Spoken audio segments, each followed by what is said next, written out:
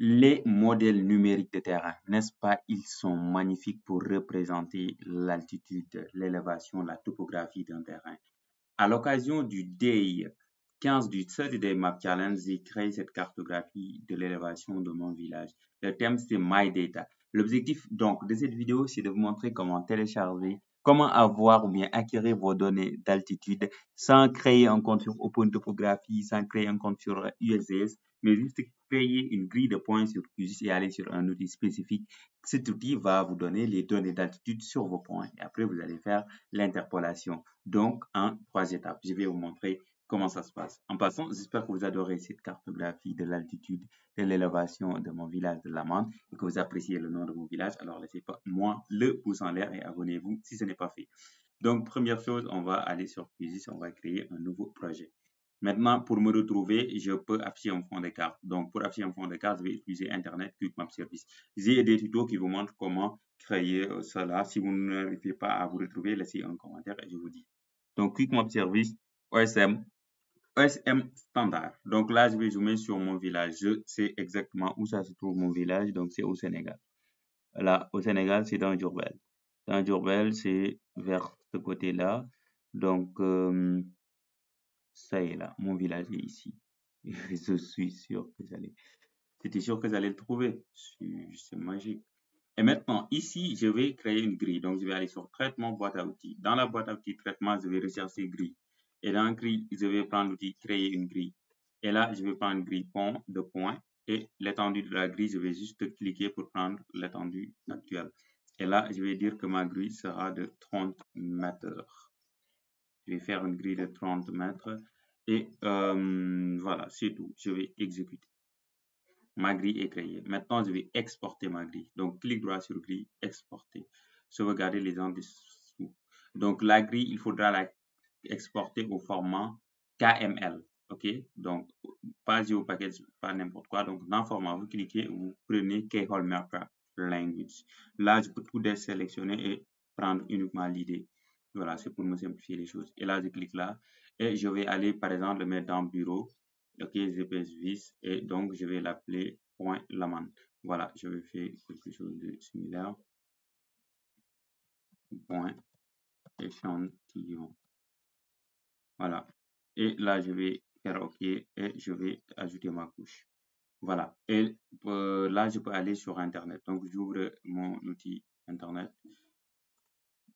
OK. Et là, je vais créer je vais rechercher GPS Visualizer élévation. Je vais ajouter le mot élévation pour aller directement sur la page GPS Visualizer / élévation. Donc, voilà, c'est cette page qui nous intéresse. Et là, vous allez glisser jusqu'au milieu et vous prenez ici, dans Dem Database, vous faites choisir un fichier. Donc, vous allez dans votre dossier. Donc, moi, c'est le point échantillon.kml. J'ouvre et là, il me l'a ajouté. Je peux convertir et add elevation. Donc là, il va me le faire. Donc, en quelques secondes, donc, il me propose un lien de téléchargement. Je download sans créer de compte, sans faire n'importe quoi, juste fournir un petit fichier de grille. Voilà. Et la grille n'avait aucune information à part l'idée. Donc là, je suis sûr, peut-être que, voilà, je ne serais pas arnaqué ou quoi que ce soit. Donc, ce fichier-là, je peux tout simplement l'ajouter dans QGIS. Voilà. Là, ne vous cachez pas la tête, ajoutez. Maintenant, une fois que vous avez ajouté, ce qui vous intéresse, c'est le waypoint. Le waypoint. Donc, vous pouvez le prendre, vous pouvez le sortir. Et vous pouvez tout supprimer sauf votre waypoint. Même OSM standard. Voilà.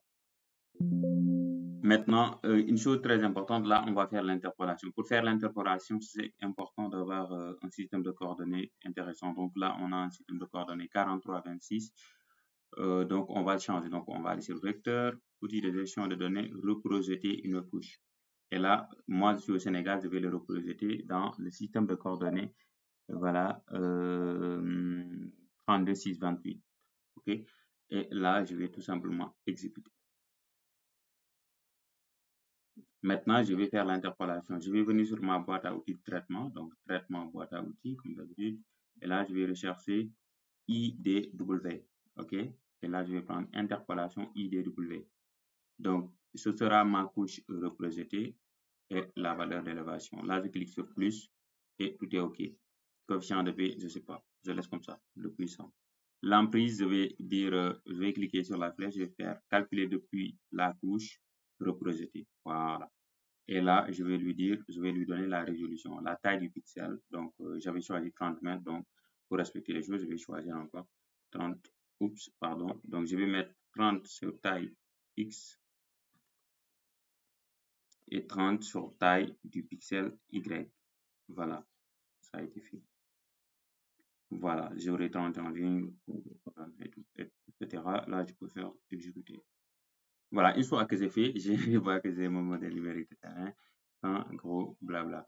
Maintenant, je peux tout simplement styliser ça. Donc, je vais ouvrir le panneau style de couche et on va faire une seule couleur à bande unique. Et voilà, déjà, c'est pas mal. Donc, voilà, je vous montre une stylisation assez intéressante que j'ai fait sur cette carte-là. OK, je pense que c'est magnifique. Et là, vous pouvez faire, par exemple, discrète. Voilà. Et une fois que vous avez fait discrète, vous descendez dans leur échantillonnage, vous prenez ici bilinéaire. Là aussi, vous pouvez faire la même chose. Voilà. Après, ce qui reste, vous pouvez faire les contours de polygones. J'en avais fait un tutoriel, mais récent tutoriel. Allez voir, ce tutoriel est en train de tuer. J'espère que cette visualisation, ce tutoriel vous a vraiment aidé et que c'est utile. N'hésitez pas à me le partager, à me laisser le pouce en l'air. On se donne rendez-vous pour une prochaine vidéo.